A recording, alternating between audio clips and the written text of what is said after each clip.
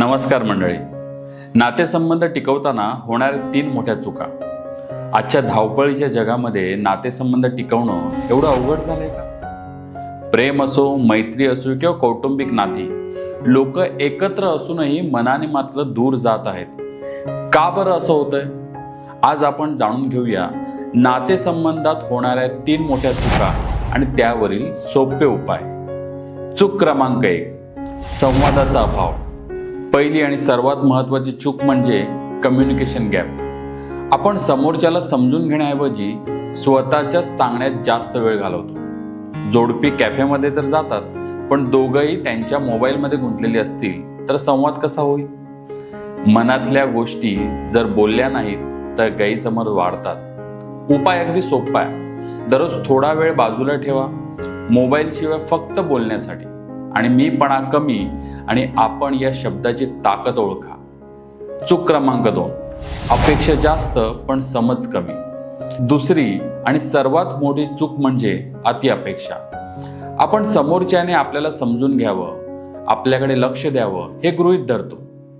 पण समजून घेणं ही फक्त आपलीच बाजू ऐकणं असं नाही, त्याचंही जगणं आहे.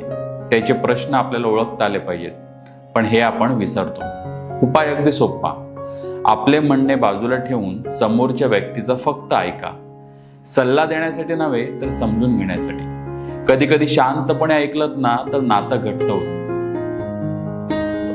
आणि आपल्याला सवय झाली आहे ती फक्त समोरच्याला प्रतिक्रिया देण्यासाठी ऐकायची, नाही की त्याला समजून घ्यायची. चूक क्रमांक 3, लहान गोष्टींकडे आपण दुर्लक्ष करतो. नातेसंबंध तुटतात ते फक्त मोठ्या कारणांसाठीच नाही, तर लहान लहान गोष्टींमुळे सुद्धा नातेसंबंध तुटतात.